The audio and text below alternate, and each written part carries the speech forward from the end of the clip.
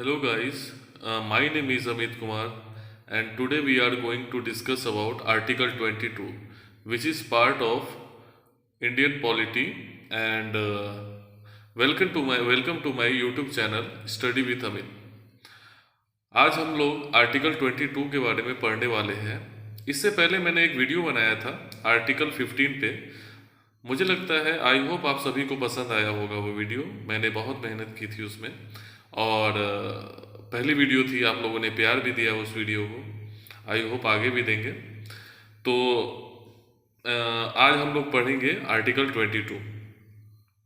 इस आर्टिकल में हम पढ़ेंगे कि कैसे अगर कोई व्यक्ति अरेस्ट होता है तो उसके पास किस तरह का राइट है, किस तरह वो अपने राइट को यूटिलाइज कर सकता है और एग्जाम पर्सपेक्टिव से ये कितना इम्पोर्टेंट आर्टिकल है। मुझे लगता है इस आर्टिकल के बारे में आप सब लोगों ने सुना जरूर होगा, लेकिन पार्टिकुलरली इसी आर्टिकल में ये फॉल करता है। बहुत कम लोगों को मुझे लगता है ये पता होगा। आई होप सबको ही पता होगा, लेकिन मुझे ऐसा लगता है कि थोड़ा इसी पार्टिकुलर आर्टिकल में है, ये थोड़ा कम लोगों को पता होगा। तो इस आर्टिकल के बारे में हम पढ़ेंगे कि आर्टिकल कैसे है, ये आर्टिकल कितने तरीके का होता है, इस आर्टिकल में कितने क्लॉज हैं। इस आर्टिकल में बेसिकली 7 क्लॉज हैं और ये आर्टिकल जो है किन किन चीज़ों के बारे में बात करता है। स्टेट कैसे इसका यूटिलाइज करती है, सेंटर कैसे इसका यूटिलाइज करती है, किस तरह के डिटेंशन, कितने तरह के डिटेंशन होते हैं, इन सबों के बारे में इस आर्टिकल में हम लोग एकदम पूरे विस्तार से पढ़ेंगे। इस YouTube चैनल को आप लाइक, शेयर और सब्सक्राइब करना मत भूलिए और बने रहिए वीडियो के अंत तक। आपको डेफिनेटली कुछ नया जानने को मिलेगा और डेफिनेटली आपको एग्ज़ाम में हेल्प ज़रूर करेगा। सो काइंडली इसको सब्सक्राइब करें, शेयर करें और वीडियो को अंत तक देखें। बेसिकली आर्टिकल 22 अरेस्ट और डिटेंशन के बारे में बात करता है। आर्टिकल 22 अरेस्ट जो है और डिटेंशन, देखिए एक्चुअली अरेस्ट क्या है। अरेस्ट किसी भी सिटीजन के उसकी फ्रीडम को रिस्ट्रेन करने के लिए किया जाता है। मेरा सवाल आपसे ये एक है कि क्या अरेस्ट जो है वो सिर्फ क्रिमिनल अरेस्ट को ही आर्टिकल 22 में डालेंगे या किसी और अरेस्ट को भी आर्टिकल 22 में डाल सकते हैं? प्लीज़ इसको कमेंट में मेंशन करेंगे कि किस किस तरह के आर्टिकल को, किस किस तरह के अरेस्ट को आर्टिकल 22 के अंदर डालेंगे, क्योंकि अरेस्ट बहुत तरीके का हो सकता है। तो मैं इसका आंसर मैं आपको लास्ट में बताऊंगा। चलिए आगे देखते हैं।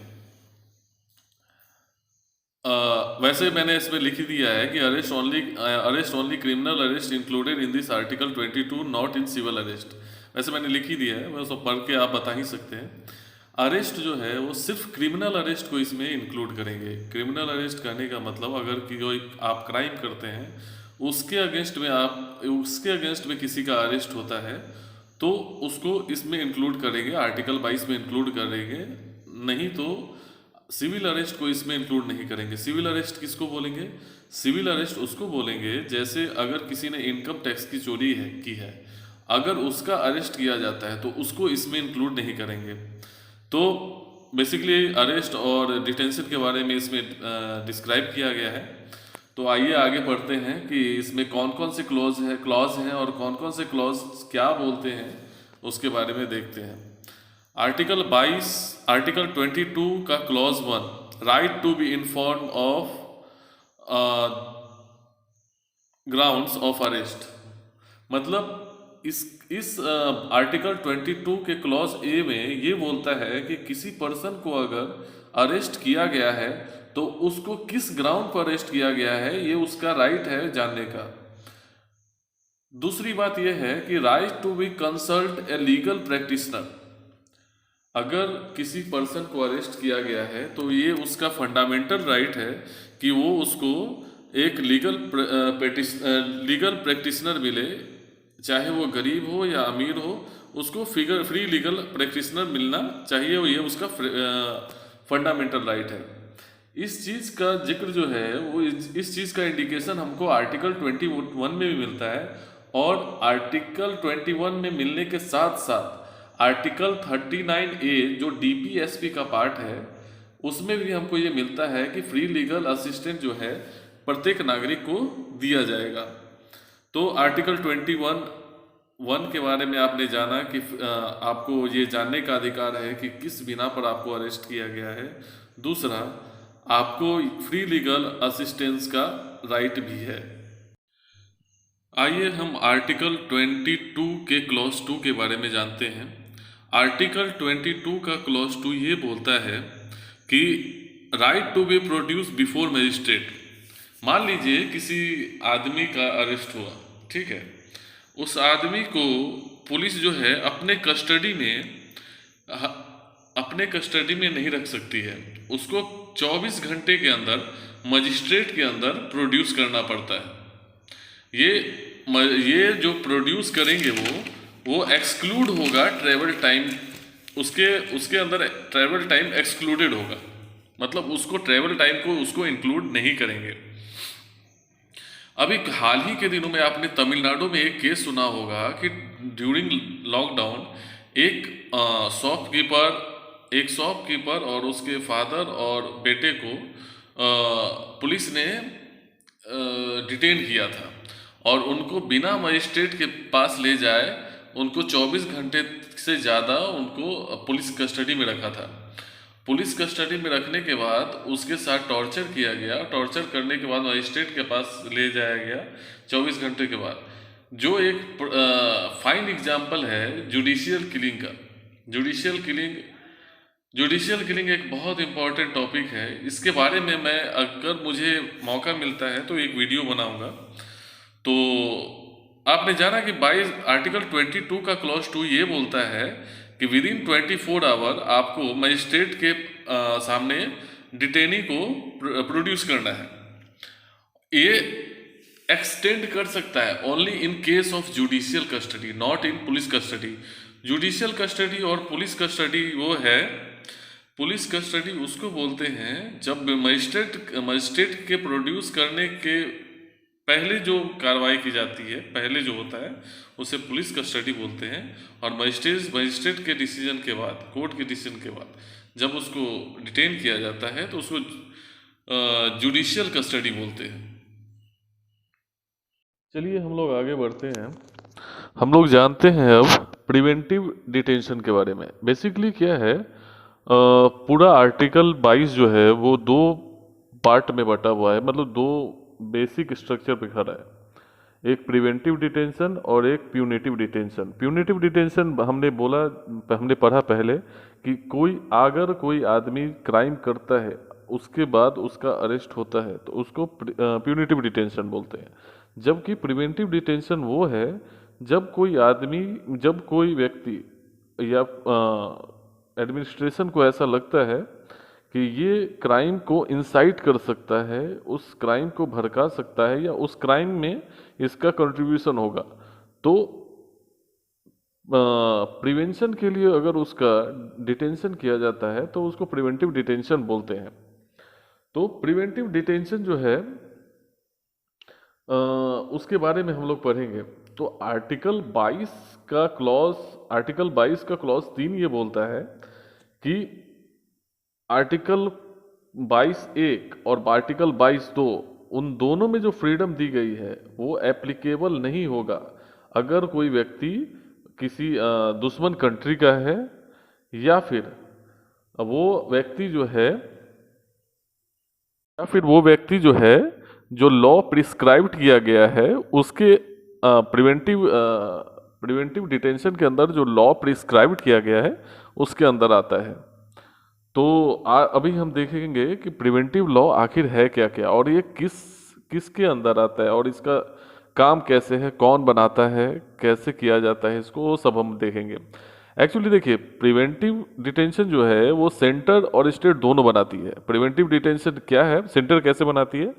सेंटर जो है इसको बनाने के लिए 7 शेड्यूल का यूज़ करती है। 7 शेड्यूल के पार्ट 3 में 7 शेड्यूल के लिस्ट 1 से ये लेती है, जिसके अंदर डिफेंस लेती है। डिफेंस के अंदर डिफेंस, फॉरेन अफेयर या फिर नेशनल सिक्योरिटी के नाम पे प्रिवेंटिव डिटेंशन किया जाता है। स्टेट जो है वो स्टेट जो है वो सेंटर के साथ कोलाबरेट करके उसके साथ ये शेड्यूल 7 शेड्यूल के अंदर ये लॉ बनाती है, प्रिवेंटिव डिटेंशन का लॉ बनाती है, जो लिस्ट 3rd के अंदर आता है। इसका मेन मोटिव क्या होता है इस लॉ को बनाने का? Maintenance of law and order, और दूसरा मेंटेनेंस ऑफ इसेंशियल कमोडिटीज। जैसे आप कोरोना के समय में आपने सुना होगा कि मास्क की जो है वो आप होर्डिंग नहीं कर सकते हैं, मास्क की जमाखोरी नहीं करना है। ये एक ये जो है एक इसके लिए आपका डिटेंशन किया जा सकता है, इसके लिए आपको उसके लिए कैद किया जा सकता है। देखिए बेसिकली क्या है कि प्रिवेंटिव डिटेंशन जो है वो स्पेशल सर्कमस्टांसेस में बनाया जाता है। प्रिवेंटिव डिटेंशन का हमारे कॉन्स्टिट्यूशन ने, जो कॉन्स्टिट्यूशन मेकर ने प्रिवेंटिव डिटेंशन को नहीं बनाया था। ये जो लॉ है ये अंग्रेजों के ज़मानों से चली आती आ रही है। बंगाल रेगुलेशन एक्ट के समय इसका यूज़ किया गया था। ये बेसिकली क्या है कि आंदोलन को रोकने के लिए सरकारें इसका शुरू से यूज़ करते आ रही है। मतलब जो भी रूलिंग गवर्नमेंट रही है वो यूज़ करती है कि इससे उन लोगों को अरेस्ट कर लिया जाए जो आंदोलन को बढ़ा चढ़ा के कर सकते हैं, या फिर जिससे पब्लिक क्योस बढ़े नहीं। तो हम लोगों ने देखा कि प्रिवेंटिव डिटेंशन जो है वो किस शेड्यूल के अंदर आता है, सेंटर और स्टेट कैसे बनाती है उसको हमने देखा। अब अगला जो है आर्टिकल, हाँ, और ये आर्टिकल 22(3) भी हमने देखा है कि ये दोनों आर्टिकल 1 और 2 तभी एप्लीकेबल होंगे तभी एप्लीकेबल होंगे जब वो दुश्मन कंट्री के व्यक्ति पर अप्लाई नहीं होगा, या फिर वो प्रिवेंटिव डिटेंशन के लॉ के अंदर नहीं आता हो, तभी वो अप्लाई होगा। अब हम देखेंगे आर्टिकल 22 का क्लॉज 4।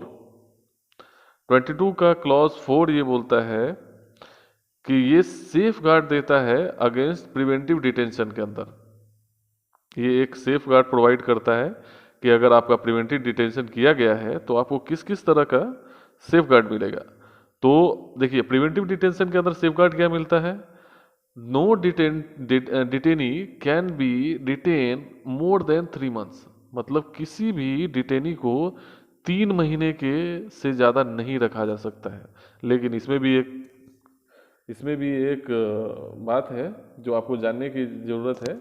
लेकिन एडवाइजरी बोर्ड जो है उसके सहमति पर ही आगे ये बढ़ सकता है, और एडवाइजरी बोर्ड जो है वो चाहे तो इसको आगे बढ़ा सकती है। लेकिन एडवाइजरी बोर्ड जो सहमति देगी वो आना चाहिए आर्टिकल 22 के क्लॉज 7 में। अब आर्टिकल 22 का 7 क्लॉज क्या बोलता है? आर्टिकल 22 का 7 क्लॉज ये बोलता है कि ये जो प्रिवेंटिव डिटेंशन है उसकी जो ड्यूरेशन है वो बढ़ाया जा सकता है, जो पार्लियामेंट ने लॉ इसके लिए प्रोवाइड करके रखा है। अगर ये उसके अंदर फॉल करता है तो उसके अंदर अगर ये फॉल कर रहा है तो इसका ड्यूरेशन बढ़ाया जा सकता है। जैसे मान लीजिए एनएसए या फिर यूएपीए, इसके अंदर अगर आता है तो उसके अंदर अवधि बढ़ाया जा सकता है। ये 2 तरह के लॉ है जो प्रिवेंटिव डिटेंशन को बताता है। पहले एक मीसा आया था जिसको बाद में रिपील कर लिया गया था। तो ये जो है यही आर्टिकल 22 का क्लॉज 7 बोलता है। एक और है इसमें जो एडवाइजरी बोर्ड जो मैंने कहा, एडवाइजरी बोर्ड में होगा कौन? तो एडवाइजरी बोर्ड में हाई कोर्ट के जज के इक्विवेलेंट आदमी होगा, क्वालिफाई आदमी होगा। इसमें कोई ऐसा आदमी नहीं बैठ सकता कि किसी को बैठा दी और वो एडवाइजरी बोर्ड का मेंबर बन गया और वो डिसाइड करेगा किसकी प्रिवेंटिव डिटेंशन आगे बढ़नी है या नहीं बढ़नी है। ऐसे नहीं होता है। तो हम लोगों ने देखा कि आर्टिकल 22 का क्लॉज 3 और क्लॉज 4 और 7 पढ़ लिया। अब हम देखेंगे आर्टिकल 22 का क्लॉज 5 क्या बोलता है। आर्टिकल 22 का क्लॉज 5 ये बोलता है कि राइट टू बी इन्फॉर्म, जैसे हमने पढ़ा था ना आर्टिकल 22 का क्लॉज 1 कि हमको अगर हम डिटेन होते हैं प्यूनिटिव डिटेंशन में, मतलब अगर हम लोगों ने अगर मतलब किसी ने कोई क्राइम किया, उसके बाद उसका अरेस्ट हो गया, तो उसको बताना है कि किस बिना पर उसको अरेस्ट किया गया है। ठीक उसी तरह प्रिवेंटिव डिटेंशन में भी वही है। प्रिवेंटिव डिटेंशन ये बोलता है कि अगर आपका प्रिवेंटिव डिटेंशन हुआ है तो किस बिना पर आपका डिटेंशन हुआ है, किस बिना पर आपको अरेस्ट किया गया है, वो आपको जानने का अधिकार है। और राइट टू रिप्रेजेंटेशन का भी अधिकार है, जैसे आर्टिकल 21 में बताया गया था। लेकिन इसमें भी ये बोल रहा है कि अगर गवर्नमेंट को नेशन के इंटरेस्ट में या पब्लिक इंटरेस्ट में ये नहीं लगा तो ये अधिकार आपसे छीन लिए जाएंगे। और ये कौन बोलता है? आर्टिकल 22 का क्लॉज 6। तो दोस्तों ये था आर्टिकल 22। आई होप आप लोगों को ये पसंद आया होगा। ये बहुत इंफॉर्मेटिव है और एग्जाम पर्सपेक्टिव से बहुत इंपॉर्टेंट है। Please do subscribe, like and share my channel and keep loving me and keep motivating me. Thank you very much.